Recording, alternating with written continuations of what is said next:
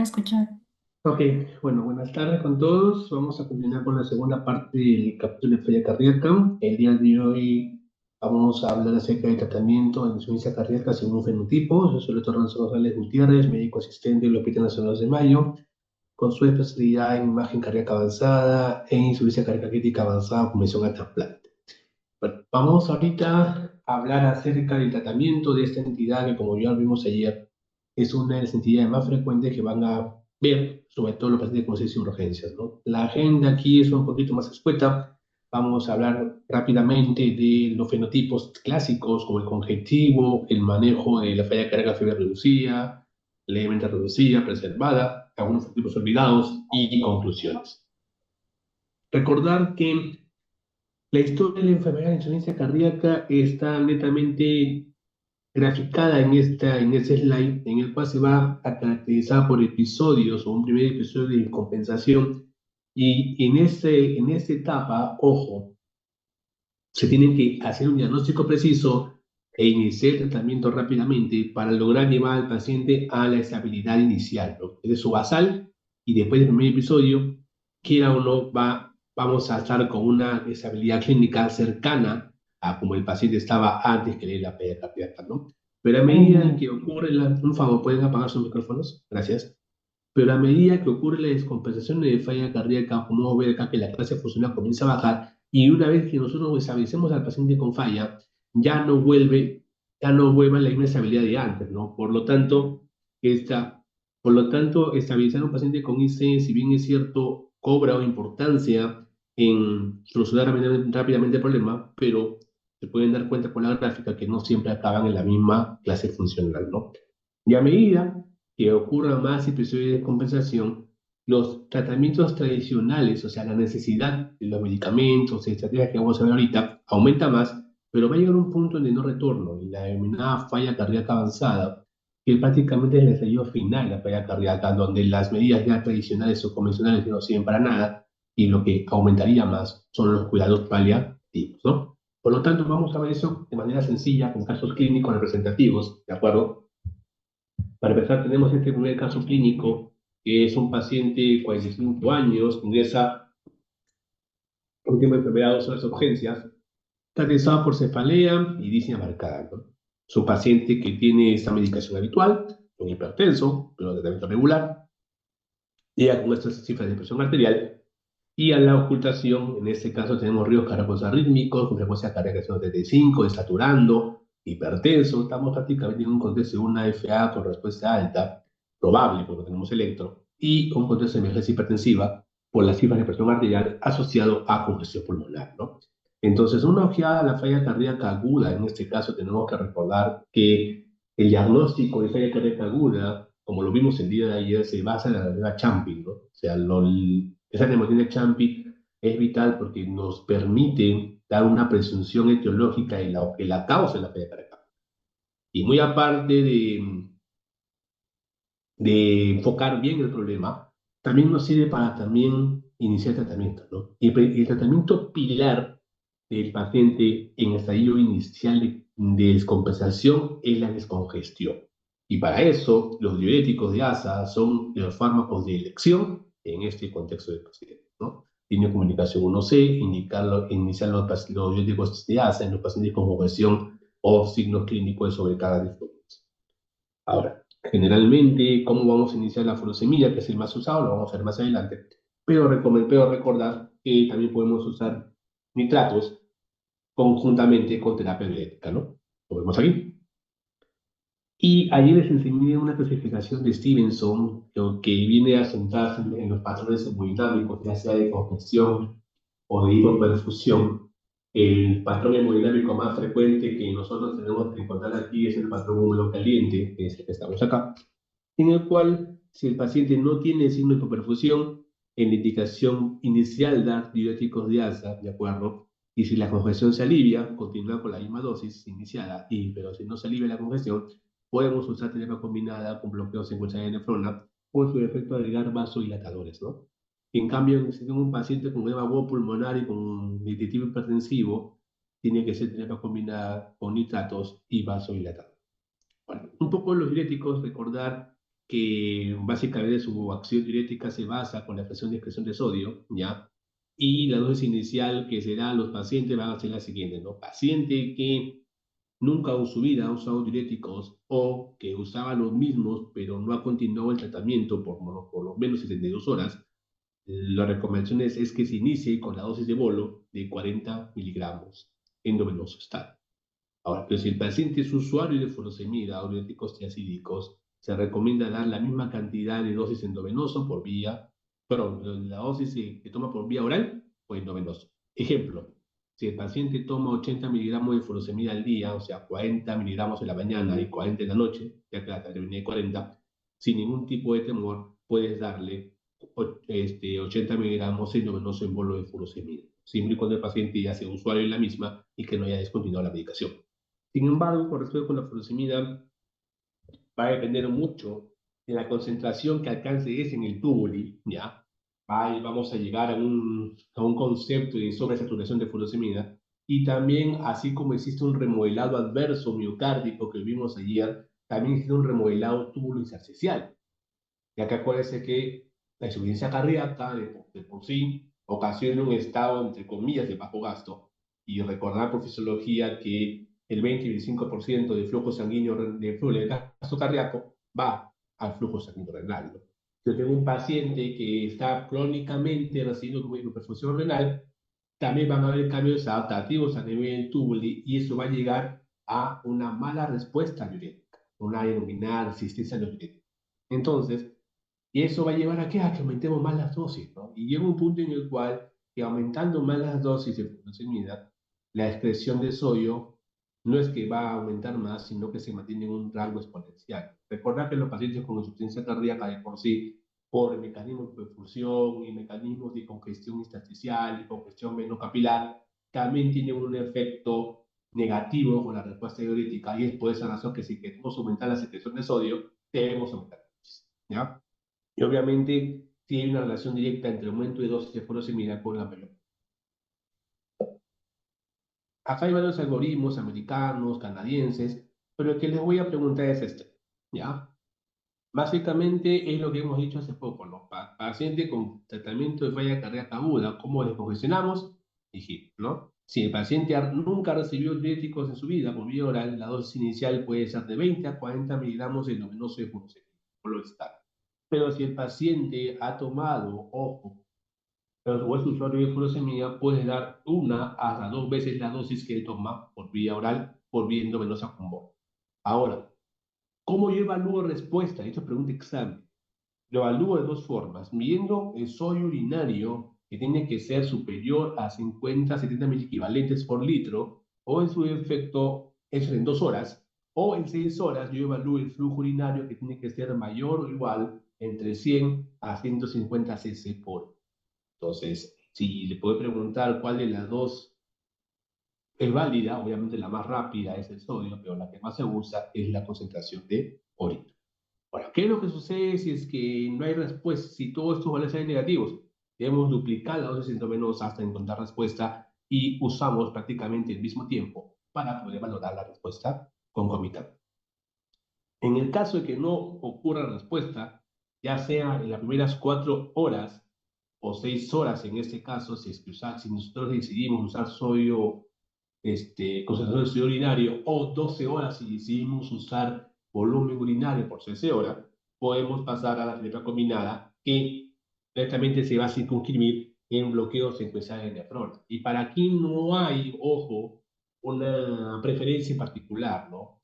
Justo le decía al grupo de prácticas que actualmente para terapia congestionante con bloqueo secuencial de nefrona, se decía antiguamente que podías usar un tiacídico light para poder favorecer la respuesta. Acuérdate que la furosemida actúa en la rama ascendente gruesa, la ADG, en el transportador 2-cloro sodio potasio TPasa. En cambio, que esa bomba, acuérdense que representa básicamente el 20-25% de la reacción de sodio. Si es que yo quiero bloquear más el tubo y tengo que irme a la parte distal o al contorneado distal, donde esté el sin por sodio cloro, o tengo la bomba sodio dependiente de mi corticoide. Entonces puedo usar en ese caso tiacidico light como la hidroclorotiazida o la protalidona, tiacidico light, o puedo usar un antagonista mineralocorticoide como espinolatona o el prenone en pro de bloquear la nefrona como estrategia inicial de descongestión. Ahora, últimamente han salido los estudios de los SGLT2, de acuerdo con el estudio Impulse, que probó la empaglifosina, ¿ya? Y las ventajas que tiene es que no es hipotensor, no causa muchas pérdidas de potasio, la diuresis que tiene es osmótica, o sea, no hay mucho peligro con respecto a los efectos adversos, ¿no? Pero la potencia diurética no suele ser tan marcada si yo uso un tiazídico con un diurético de ácido. En conclusión, con respecto a esto, va a depender mucho de cómo te sientas cómodo, pero lo que te voy a preguntar va a ser básicamente cómo yo mido eficacia de buena respuesta, ya sea con sodio urinario o con flujo urinario. Ahora, muy aparte también tenemos que recordar unas consideraciones especiales, ya que no solamente la terapia descongestionante se va a circunscribir en diuréticos, ¿no? Decimos que también podemos usar vasodilatadores, ¿de acuerdo? Siempre y cuando tenga una presión sistólica por arriba de 110, ¿de acuerdo? Y aquí tengo que mencionar dos aspectos importantes. El fenotipo B de Stevenson, que es el patrón húmedo caliente, y te pregunto examen, ¿ya? Se divide en dos tipos más, cardiogénico y vascular. El patrón cardiogénico, el complejo de Stevenson, se va a caracterizar por congestión pulmonosistémica con presiones arteriales normales o cerca del límite. Pero el patrón vascular se va a caracterizar por lo anterior más presiones arteriales normales o incrementadas. El segundo patrón es el que mencionaba ahorita, es el que responde mejor a la combinación entre vasodilatadores y diuréticos de asa, ¿ya? Ahora, ¿cuál de los dos es mayor? Obviamente, si tengo un paciente que tiene presión de 160, yo voy a optar por usar más vasodilatador que diurético. Es decir, uso los dos, pero aumento más la dosis de vasodilatador que diurético. ¿A qué acción tiene eso? Recuerden que generalmente la congestión pulmonar, ojo, se debe prácticamente a congestión intersticial. Entonces, una forma de cómo aliviar la congestión intersticial a nivel pulmonar es aumentando la vasodilatación venocapilar, favoreciendo también un poco la absorción por los sistemas linfáticos y el edema pulmonar suele ceder. Entonces, los diuréticos ya tienen una acción indirecta también en la vasodilatación, pero obviamente no está marcada con vasodilatador. Por eso que en ese patrón hipertensivo o temas agudos pulmonares cardiogénicos suelen ir muy bien esa combinación. ¿Vale? Ahora, obviamente tenemos que recordar intubación, recomendar intubación en los casos de falla respiratoria que no responde a oxígeno y se debe considerar la ventilación por vía no invasiva, por presión positiva, el famoso CPAP, en este contexto, paciente con frecuencia respiratoria más de 25, saturación menor de 90 y generalmente, ojo, suele resolver muy bien en los pacientes con el agua. Otra característica importante para yo poder aplicar CPAP es que el paciente no tenga ninguna lesión a nivel lateral, fosa oral, fosa nasal, y que sea más lúcido y que no esté con acidosis respiratoria. Ahora, ¿cómo administra el diurético de ácido? Vos lo hemos hablado hace poquito, pero algunos CP son partidos en infusiones por semilla, que se prepara de la siguiente manera, se pone entre 10 a 20 ampollas de furosemida diluidas en cloruro de sodio al 9 por 1000, 100 cc, y se logra pasar respondiendo a se logra pasar básicamente 1 miligramo por kilo, ¿no? Pero otra opción sería mejor, más fácil para pasar 24 horas. Lo que sucede aquí es lo siguiente. Con respecto a la infusión de furosemida y el bolo, siempre se ha buscado la diferenciación de cuál es mejor. El único estudio que lo probó con respecto a mortalidad por todas las causas es el estudio DOSE, en el cual prácticamente demostró que estaban igual, o sea, ninguna tiene beneficio en la mortalidad. Sin embargo, han salido superiores metaanálisis en el cual comparan mortalidad prácticamente fue neutro, pero también compara pérdida de peso, volumen urinario y una serie de cosas más que, quiera o no, van a favor de la infusión que con el bolo. Sin embargo, mi mensaje final es que uses la estrategia que mejor se sea más cómoda. Particularmente yo uso mejor infusión, a otros usan bolo, fenomenal. Da igual, la cosa que el paciente se descongestione rápidamente, ¿no? ¿Por qué? Porque el objetivo del paciente que está con falla cardíaca en la acidez inicial, patrón caliente, es secarlo lo más pronto posible. Y para eso, la estrategia más fuerte que tengas para escoger al paciente. Ahora, acá básicamente otra alternativa a los diuréticos diacídicos, a los minerales corticoides antagonistas de GLT2 es el uso de ácido celular.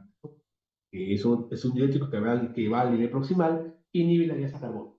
También es importante mencionarlo, pero solamente en los pacientes que haya refractariedad a la diuresis con terapia doble o terapia típica, ¿no? Ahora, muy aparte de todo eso, también tenemos que tener en cuenta que una vez que que acabe el periodo crítico de la falla cardíaca, paso de medicación endovenosa a medicación oral. Nunca se olviden, los diuréticos de ASA solo son sintomáticos. No se dan para medicamentos de mantenimiento, por si acaso, prevenir, no ha demostrado prevención de congestión, solo se usa para manejo sintomático. Lo que se da como medicamentos protectores o preventivos son aquellos que han demostrado beneficio en disminuir mortalidad, y lo vamos a ver más adelante. El antibiótico de ASA no han demostrado para nada eso. Y peor aún, medicación crónica de diuréticos favorece el remodelado túbulo intersticial y eso conlleva a una mayor resistencia diurética y es un dolor de cabeza porque no es difícil control del manejo de confusión de estos pacientes. Luego, vamos a ver ahora con este caso clínico número 2, es un paciente de 67 años que acude con control externo, con la física morados esfuerzos, de hinchazón en piernas y, como vemos aquí, que tiene reciente falla cardíaca. También hipertensión arterial, toma losartán, bisoprolol, furosemid, espinol, lactol. Come receta. Aparte de diabéticos, sin tratamiento farmacológico, teniendo atendida la hepatitis isquémica, y toma aspirina con atorva, y aparte tiene FA sin anticoagulación. Bien, para la consulta con estas funciones, y prácticamente va con estos signos clínicos. Entonces, la falla cardíaca, como mencioné ayer, se divide en fenotipos según la FEBI, ¿no? Y para eso tengo tres. FEBI levemente reducida, FEBI levemente reducida y FEBI preservada, ¿no? Los puntos de corte los repasamos: reducida, menor o igual a 40%, levemente reducida, 41-49%, y preservada, mayor o igual a 50%. Entonces, lo que vamos a ver ahora es el tratamiento para fiebre reducida. Y recordamos, según la teoría del día de ayer, que el principal mecanismo fisiopatológico de esa entidad de fiebre reducida, ¿cuál era? Remodelado ventricular, a consecuencia de activación neurohumoral, es decir, aumento de expresión en sistema simpático, en actividad mineral corticoide y excesiva actividad del RAS y excesiva producción de péptidos natriuréticos con la particularidad que puedes producir mucho péptido natriurético, pero al mismo tiempo no son funcionales. Ahora, antes de hablar del tratamiento, vamos a recordar un poco la fisiopatología. Recordar que el RAS tiene como mecanismo principal mayor cantidad de absorción de sodio y agua, aumenta la presión arterial, aumenta la absorción de sodio, hace vasoconstricción, es broncotóxico, hipnótico, etc. ¿Ya? El antagonista mineral, mejor dicho, la actividad mineral corticoide con la aldosterona también es prácticamente mayor absorción de sodio, ¿de acuerdo? Pero lo que va a caracterizar es que la aldosterona tiene un rol indirecto en la activación paralela del factor de crecimiento transformante beta y eso lleva a la estimulación fibroblástica produciendo fibrosis, ¿ya? El sistema simpático, obviamente, aumenta la presión cardíaca, aumenta la presión arterial, aumenta la conductividad arteriolar. En cambio, los péptidos natriuréticos hacen todo lo contrario. Pues liberan óxidos nítricos, son antiprotóticos, antiagregantes, sujetan sodio, protegen el riñón, lo que ustedes quieran. O sea, todo lo contrario al gas. Pero ¿cuál es el problema? Que los péptidos natriuréticos son destruidos por una enzima llamada endopeptidasa neutro o de pelicina, que no les permite llegar a su receptor y por lo tanto el cuerpo produce una mayor cantidad de péptido para tratar de solventar ese problema. Entonces, una forma en cómo yo puedo saber que el paciente está con falla cardíaca descompensada es con elevación de péptidos natriuréticos que, a pesar de que sean cantidades exorbitantes, no son útiles porque no llegan a su receptor común. Entonces, una vez que yo he hecho un pequeño repaso de la fisiopatología de la falla cardíaca fiebre reducida, entonces mi mente tiene que ir, ok, yo sé la fisiopatología, yo tengo que encontrar targets terapéuticos que se dirijan a esos mecanismos. Y hace más o menos en los años 70 o 80, como le expliqué en la clase de ayer, el concepto de falla cardíaca era básicamente algo tan superficial que era solamente contracción deficiente. Por eso daban un inotrópico, en este caso la dioxina. O daban vasodilatadores para bajar la presión de llenado y, por ejemplo, daban hidratoxina o un otro vasodilatador. Ese es el manejo de la falla cardíaca en ese entonces, por no la mortalidad muy alta. Sin embargo, al entender ya la fisiopatología, bloquearon el sistema de angiotensina aldosterona y para este primer estudio fue el estudio SOULT, fue con enalapril, que demostró con el tratamiento placebo estándar, que era dioxina, diuréticos y vasodilatadores, disminuir la mortalidad por todas las causas cardiovascular y hospitalización por falla cardíaca. Como pueden ver, ya comenzó la medicina basada en evidencia y la acción natural de la enfermedad comenzó a cambiar. Luego, en años posteriores, publicado en el Lancet, el estudio CIRIS-2 con el bisoprolol, ¿de acuerdo? Que es un bloqueante cardioselectivo a nivel bloqueante beta 1, demostró igual beneficio que el DIECA, pero tenía un plus adicional, que era disminuir muerte súbita por arriba ventricular.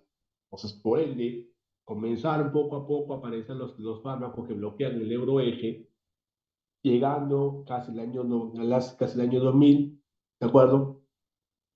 Con espironolactona, con el estudio RALES, énfasis y especies con empadrenona, que demostraron ser antagonistas del corticoide y también demostraron, a la redundancia, disminuir mortalidad en esos pacientes. Entonces, desde que teníamos una mortalidad del 90%, bajó 20 puntos porcentuales y mejoró muchísimo la expectativa de estos pacientes, ¿no? Sin embargo, 30% de mortalidad igual era un número bajo. Es por eso que en las guías del 2012, 13, en falla cardíaca, comenzaron a dar la terapia inicial con DIEC y beta bloqueantes, y si pacientes se veían en clase funcional 2, tenía que agregar un antagonista militar corticoide, ¿no? Pero en el año 2014 salió el estudio Paradigm con el sacubitril o valsartán. El sacubitril es un inhibidor de la nepelicina y el valsartán es un A2. El compuesto inicial era el LSS696, que después se conoció como sacubitril/valsartán, y demostró ser superior al IECA en disminuir la mortalidad por todas las causas, hospitalizaciones y todo lo demás. Entonces, siendo estadísticamente significativo, ¿no? Hasta este momento era el rey del IECA, pero llegó el, el ARNI, que es el antagonista receptor nipelicina, como sacubitril/valsartán, y obviamente la historia cambió, ¿no? La historia cambió para bien. ¿Por qué? Porque ya pasamos de tener una mortalidad de casi un 60% a tener una mortalidad ahora prácticamente una reducción menos de más del 50% de mortalidad por las causas. Por lo tanto, la combinación o terapia triple en ese momento tenía un OR de 0.37, o sea, disminuía los riesgos duros un 63%, es una reducción bastante importante. Sin embargo, todavía estábamos lejos de acá. Pero igual había un gran progreso porque los pacientes ya se morían. Ahora, no quiero decir que sea lo ideal, ¿no? Que la combinación con YECAS también iba nada mal, ¿no? Tenía un R0.44, una disminución del 54%, pero obviamente, pues, mientras menos se hace. Ahora, ¿cuál es el problema con esto? Que ya obviamente, pues, los costos son un poquito más altos si yo comparo un ARNI con un YECA, pero obviamente ya luego vamos a hablar que eso es debatible. Ahora, seguimos. Ahora, no solamente es medicación, sobre todo con fiebre reducida, tenemos que prevenir muerte súbita con un cardiodesfibrilador, o si tiene bloqueo de rama izquierda, dar síncrono, y obviamente eso mejora la expectativa de vida del paciente, ¿no? Sin embargo, ojo, muchas veces en el transcurso de la evolución aparecieron los SGLT2, que no se esperaba que aparecieran, ya que eran fármacos antidiabéticos de primera instancia, y al final, dentro de los puntos de seguridad que pide la FDA para los antidiabéticos, era que bajen una hospitalización por falla cardíaca. Los SGLT ya que tuvieron muchos problemas con las limitaciones. Hubo un cambio en las glifosinas, en este caso, estos SGLT2 tuvieron un resultado bastante positivo. Por lo tanto, y para prevenir falla cardíaca en un paciente diabético. Entonces, iniciaron los estudios per se, en ese caso con dapaglifosina y empaglifosina, y demostraron beneficio con un tratamiento placebo, que ojo, el placebo en ese entonces era terapia, ¿ya? Disminuir más la muerte.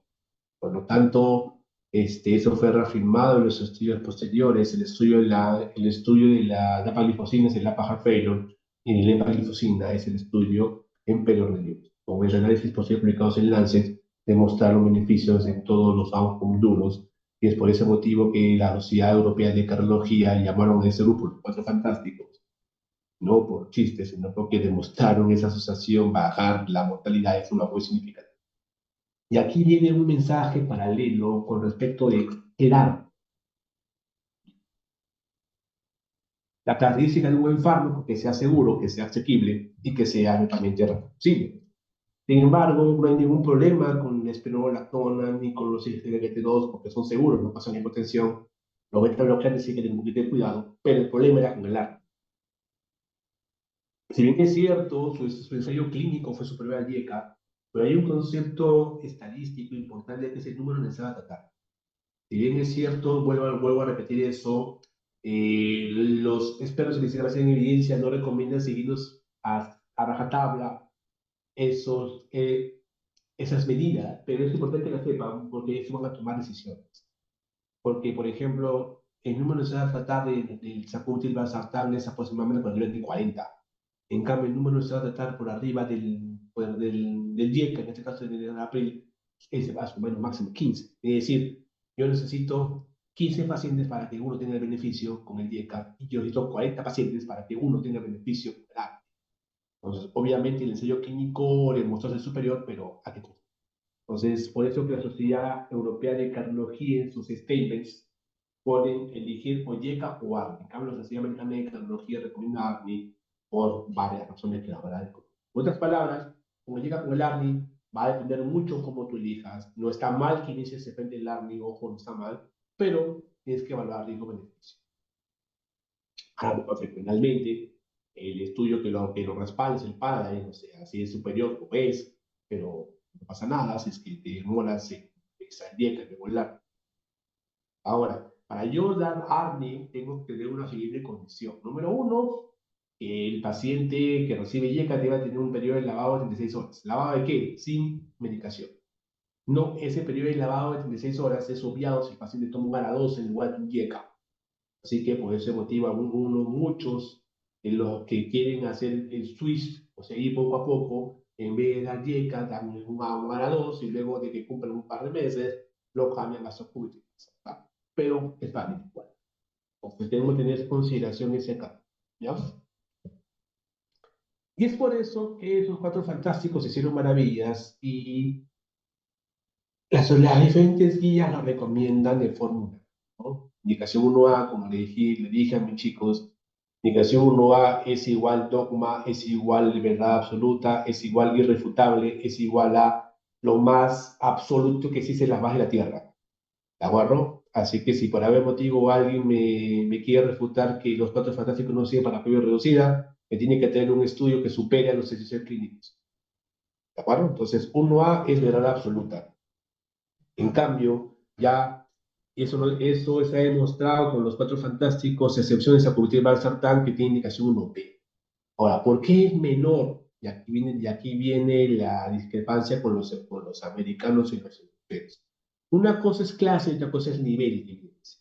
El nivel A es representado porque ese compuesto, esa molécula, tiene múltiples ensayos químicos aleatorizados, tiene reacciones sistemáticas, tiene metaanálisis que respaldan su uso y que todos son significativamente estadísticos, ¿no? ¿Qué es lo que pasa con el DIECA? Obviamente el DIECA tiene un montón de ensayos clínicos, ¿no? Porque no solo es la PRIL, por si acaso, ¿no? Aquí también hay captopril, lisinopril, perindopril, ramipril, etcétera. O sea, tengo casi todas las líneas de DIECA. Pero ¿qué pasa con esa cultura del satán? Solo tengo un ensayo clínico, que es el parte. Ahora, hay defensores del ARNI en ese caso. Pero tengo el Pioneer que bajó ProMed de PNT a las 22 horas. Tengo el Transition, pero no son ensayos con el mismo outcome o el mismo endpoint.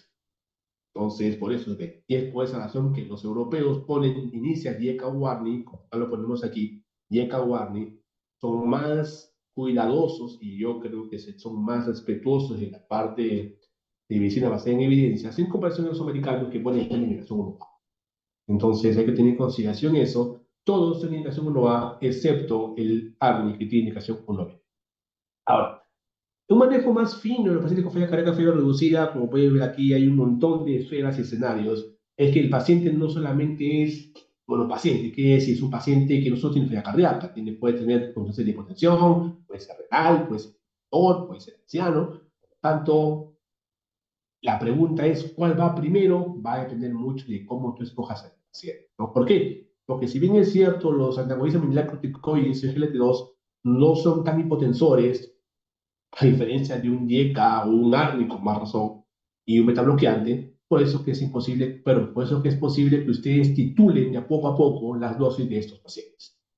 Ahora, algunos tips que también les puedo preguntar a ustedes es que cuando uso ivermectina, cuando la frecuencia cardíaca en los pacientes con falla cardíaca y fiebre reducida, a pesar que deciden dosis máxima de beta bloqueante, que es la máxima en ese caso bisoprolol, son de bisoprolol y nebivolol son de 10 miligramos, carvedilol son 25 cada 12 y metoprolol son 100 cada 24. Entonces, a pesar de eso, el paciente sigue con frecuencia cardíaca por arriba de 70 sin ninguna causa que lo descompense, puedes agregar ivabradina, ¿de acuerdo? Comunicación 2A. Y lo que tengo que observar aquí es una cosa de dosis máxima, que ya les he dicho, y otra cosa es dosis que el paciente pueda tolerar. A ese pacientes que tú estás con 2.5 de bisoprolol y no le puedes sacar a 5 porque el paciente se sincopa o el paciente, no sé, se hipotensa, mejor dicho, que es una situación un poquito rara. En esos casos, obviamente, puedes usar ivabradina para llegar a poder sacar el objetivo.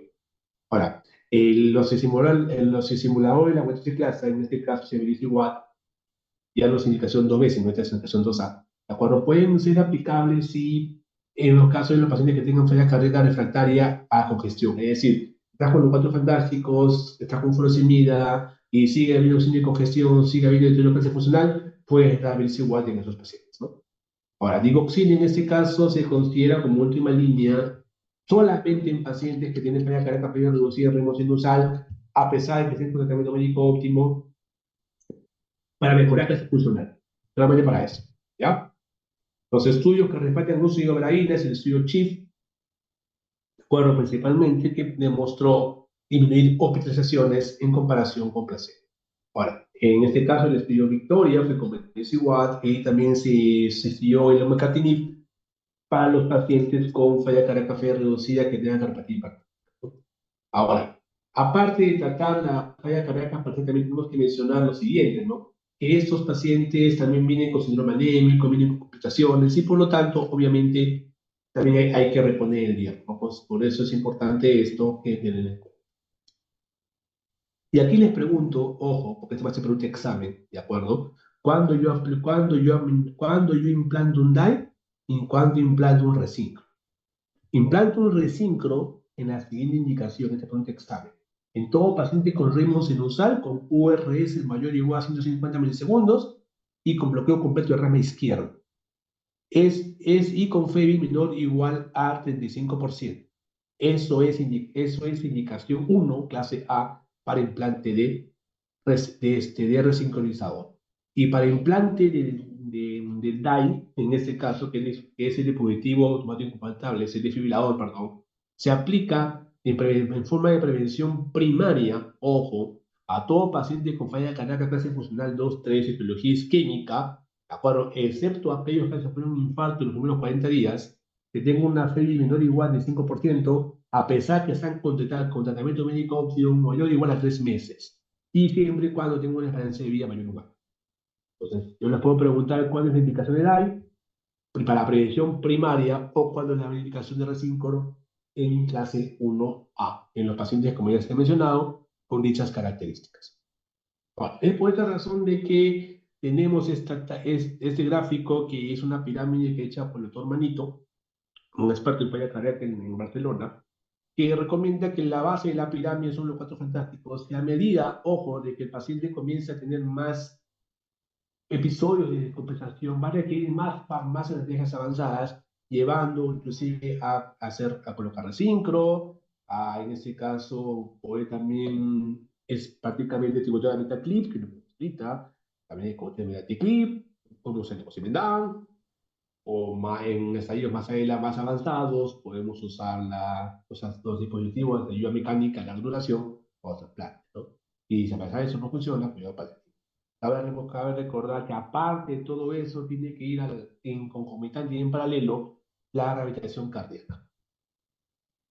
Ahora, ¿cómo titulo 12 y los fármacos? En realidad no hay nada escrito, algo dogmático. Esta publicación fue de los españoles hace un par de años, en el cual menciona que si el paciente es hospitalizado, si es renal, si es añoso, ver la presión y ver ritmos asociados.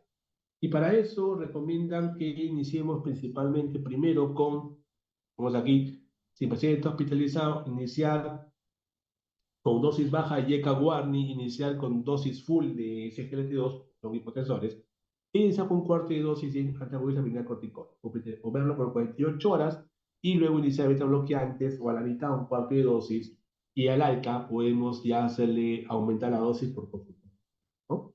Sin embargo, lo que llama la atención es que esa estrategia un poquito conservadora, tuvo su respuesta con un ensayo clínico llamado el estudio Strong. El estudio Strong HF demostró que la estrategia agresiva, es decir, titular la dosis máxima o máximas que pueda tolerar el paciente durante la hospitalización, es mucho mejor que la estrategia conservadora que solamente se centra en que estén las cuatro drogas y ya el ambulatorio se titule, ¿no? Obviamente tuvo una justificación que el riesgo de omisión, en este caso de esa estrategia, disminuía la supervivencia, aumentaba la hospitalización, empeoraba la calidad de vida y sobre todo empeoraba los síntomas, ¿no? Sin embargo, eso ha tenido sus retractores porque, les soy sincero, en la práctica habitual, la mayoría de nuestros pacientes, bueno, me ha tocado a mí, suelen ser muy hipotensores a los ARNI. Entonces tengo que ir llevando poco a poco las dosis que puedan tolerar el paciente y no tan rápido como lo hacen los americanos o por estudio. Entonces, moraleja, inician los cuatro fantásticos y en el tiempo que el paciente se queda hospitalizado, que son 7 días, titular la dosis lo más que se pueda hasta llegar a la dosis máxima tolerada por días o por tolerada por paciente. Nunca jalar flecha, porque eso no hace otra cosa más que poner al paciente. Y como ya vimos en la clase, cada descompensación es una oportunidad perdida de mejorar su calidad de vida. Ahora, en este caso, ¿de acuerdo? Vamos a ver, sobre todo en falla cardíaca febrilemente reducida, la única evidencia clara y clase 1 son los diuréticos, no hay una evidencia contundente, ¿de acuerdo? Y, sin embargo, ojo, con su consejo fue falla cardíaca lenta reducida, los SGLT2 tomaron mucha importancia. Ahora, ¿por qué lo voy a decir? ¿Por qué? Por lo siguiente. Miren este caso clínico. Como dijimos, es una paciente mujer de 63 años, acude a consulta externa por prestar disneyas, palpitaciones y un vuelto de dieta, ¿no? Tiene FA, tiene falla. Pero tipo, mujer, añosa, hipertensa, con falla y FA. Es falla cardíaca preservada, se lo. Y el problema con la falla cardíaca preservada era porque se veía siempre como un solo problema, no se consideraba como parte de un complejo sindrómico, y en ese caso se trató de extrapolar lo exitoso que fue el modelo neuromoral en ese fenotipo de falla cardíaca, pero fue un fiasco, ¿no? Digo esto porque la mayor estrella de la fiebre reducida que demostró romper paradigmas era el sacubitril Paragon, ¿no? Pero salió el Paragon, que fue una excepción. Es decir, el punto duro no superó las expectativas. Luego, pues salieron dos estudios de Paragon, que es prácticamente analizar un estudio que no fue significativo, y salió ahí que era ideal o daba cierta tendencia a mejoría, no con una recomendación fuerte, en darle pacientes, sobre todo mujeres, que tienen una FEBI entre 50 y 55%, y sobre todo que sean hipertensas. Y como le digo, aquí viene la crítica a los americanos, por eso que yo también le digo a mis alumnos, no todo lo que venga en Gringolandia es válido, hay mucho conflicto de intereses por medio, y les digo esto con justa razón, porque cuando pasó eso, recomendó la FDA usar sacubitril valsartán en estos pacientes con falla cardíaca preservada, con indicación 2A, si mal no me equivoco. Entonces, o inclusive lo recomendaron hasta una indicación más fuerte, no me acuerdo muy bien la recomendación ahorita, pero hicieron mucha propaganda para eso. Cuando el estudio pivotal, que se Paragon, no demostró beneficio. Entonces, por ese motivo salieron las guías Europea de Cardiología en el año 2021 en el Congreso Europeo de Cardiología en Barcelona. Y prácticamente en indicación 1A para falla cardíaca preservada, tratarlas con movilidad. No había gran avance. Sin embargo, los americanos y los europeos siempre se llevan mecha. ¿Por qué digo eso? Porque salió justo, el Congreso fue, las guías de falla cardíaca el año 2021 se presentaron en el Congreso de Barcelona a las 10 de la mañana del primer día, y a las 10:40, cuando nadie sabía resultados, salió resultados de los estudios del Emperor Percept y el Emperor Percept y el estudio de la dapagliflozina, ¿no? Y obviamente demostró que da beneficio. Y eso fue una sorpresa para todos, porque comenzó a cambiar la perspectiva de infertilidad. Antes no había ninguna esperanza, no había ninguna medicación consistente. Entonces, con Solid Impero Crecer salió el Deliver y ahora ya están obsoletas. Ya, que salió primero fue el Impero Crecer, ya un año después salió el Deliver. Y es por esa razón que obligatoriamente las guías de 2023 fueron actualizadas por los europeos, indicando que los SGLT2 tienen indicación 1A. Ahora, la parte pendiente de aclarar era por qué hace unos slides previos yo les puse P levemente reducida igual los SGLT2 con medicación 1A. Por lo siguiente, porque tanto el Emperor Preserve como el Delivery incluían a pacientes con FEI mayor o igual a 40%. Entonces, al tener ese espectro de FEI, obviamente se han incluido ahí los levemente reducidos, y es por esa razón que es importante. Y los americanos decidieron limpiar lo que hicieron y ya pues colocaron al ARNI donde tiene que estar comunicación 2B, porque hicieron una barrabasada total al considerarlo como estrategia farmacológica ideal para el paciente con falla cardíaca preservada, inclusive indicando que se puede usar en esos grupos de detección. Todas mujeres, 55-60%, hemiparquet. Entonces, hasta ese momento, el único tratamiento que demostró cierto beneficio indiscutible eran los SGLT. Ahora, también hay otros fenotipos de tratamiento para falla cardíaca preservada, ojo, que van a ser, ¿cuándo voy a usar yo antagonista mineral corticoide? En este caso, tengo un antagonista mineral corticoide de tipo esteroideo, que es la espirolactona y la parenona. El único que estudiado fue la espirolactona, el estudio TopCat, que demostró cierta tendencia a disminuir la utilización, pero no significativamente, pero hubo tendencia en pacientes sobre todo que sean mujeres, con una FEBI de 55-60% y que tengan síntomas de congestión pulmonar. En esos pacientes valdría la pena iniciar espironolactona en concomitante al tratamiento idéntico, ¿no? Sin embargo, seguíamos pensando que la falla cardíaca se va a partir de un todo. Entonces recordamos que había el subfenotipo de falla cardíaca preservada, eran los hipertensos, los obesos, los POC, los renales, etc. Y hasta ese momento, las guías UNI3, como le mencioné, actualizaron sus statements. Indicación 1A, como le dije, dogma irrefutable, indiscutible, beneficio de los SGLT2 en ese paciente. Pero, acá tenemos que mencionar lo siguiente: no todo lo que brille solo.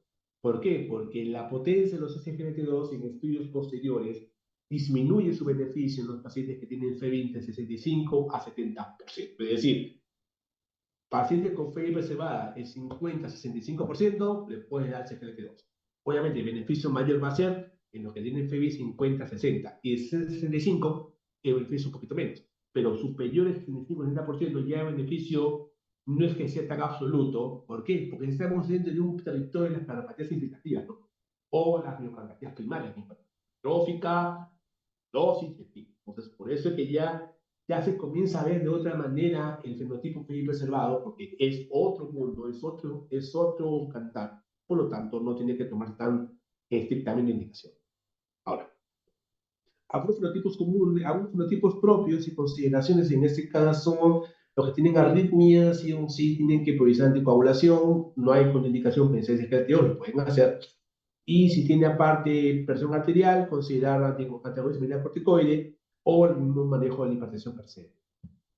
Los ancianos es otro problema. ¿Por qué? Porque a medida que la esperanza de vida aumenta, la calidad de vida también obviamente suele ser menguada un poco por las comodidades que tienen los pacientes. Y a más comodidades tiene un paciente, más dolor de cabeza va a ser manejable. Por lo tanto, en los ancianos, ten en consideración que los diuréticos siempre inician con dosis bajas. Ten cuidado con los ARNI, ojo, porque hay mayor incidencia de hipotensión ortostática. Los antagonistas mineral corticoide esteroideos han demostrado un impacto positivo en ese grupo de pacientes. Betabloqueantes, úsalos de forma poco cautelosa, porque obviamente pues, no es un feber reducido. ¿De acuerdo? Los GLTOs van normales, pero hay que vigilar infecciones urinarias porque es más frecuente en los ancianos, sobre todo por candidiasis genital. Pero hace poco vino una nueva sorpresa porque se estudió un antagonista mineral corticoide no esteroideo, primero en pacientes renales diabéticos, ¿no? Que demostró con los estudios Fidelio, el estudio Figaro, el estudio Fidelity, que ese grupo de pacientes tiene beneficio en prevenir la enfermedad renal crónica. Y prácticamente se estudió eso y se hicieron probar con los pacientes con falla cardíaca. Y hace poco salió, bueno, acá no está, lo siento, pero salió el estudio Feinerhans HF que usó la finerenona en pacientes con falla cardíaca fría y preservada, el cual demostró beneficio en los outcomes principales, bajando mortalidad, bajando hospitalización, mejorando calidad de vida en esos pacientes. Pero tienen una condición, que la tasa de infiltrado modular sea 60-90 como indicación fuerte y 30-60 como indicación débil. Pero hay beneficios con respecto a reducción de mortalidad en estos pacientes. Hasta el momento, solo son dos fármacos demostrados que mejoran los outcomes duros, que son los SGLT2 y la finerenona. ¿De acuerdo? Ahora, otro grupo considera la nutrición de los pacientes con IC. ¿Por qué? Porque también acuérdense que en etapas avanzadas de la enfermedad tenemos la caquesia cardíaca y también en los pacientes con IC también hay un deterioro de la absorción de nutrientes. Entonces, también es importante tener un manejo integral, sobre todo los pacientes con falla cardíaca fría y preservada, porque son mucho más añosos, con un geriatra, un nutricionista, para que no solamente nos centremos en tratar corazón, sino también tratar pacientes humbolística, ¿no? Por lo tanto, ya para finalizar, recordamos que el manejo del cuadro descompensante tenemos que ver la neumonía Champik, ¿de acuerdo? Los diuréticos siguen siendo la utilidad fundamental para manejar congestión cardíaca y siempre es de manera secuencial. Los cuatro fantásticos se puede reducir, es lo ideal, pero no sobreabusar, por favor. Manejar sus fenotipos marca la diferencia entre un cardiólogo, un clínico, un internista, lo que es mucho más fino el manejo. Y la falla cardíaca fue levemente reducida a onda luz, que son los SGLT2. También podemos usar la finerenona, pero más fuerte los SGLT2. Y falla cardíaca fue preservada hasta el momento hay algo bueno, como las glifosinas, que son CGLT2 y la finerenona, pero nos falta todavía mucho por debatir.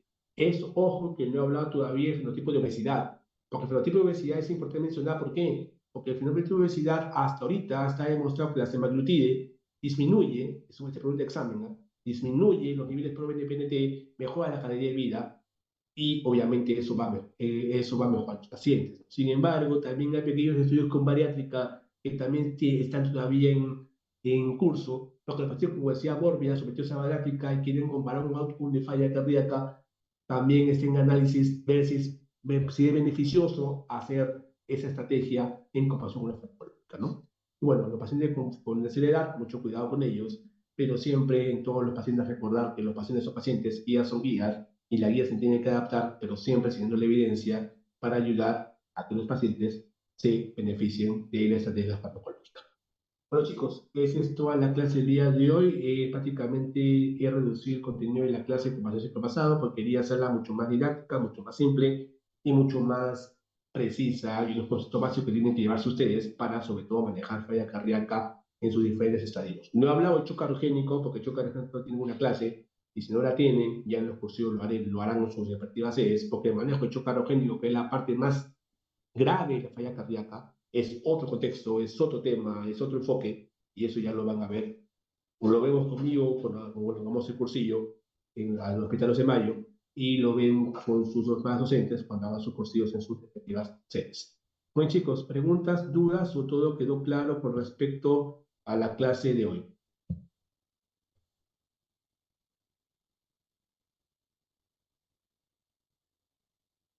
Todo claro, doctor.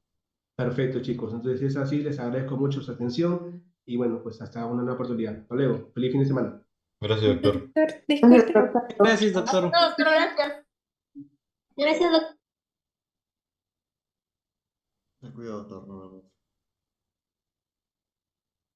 Bien,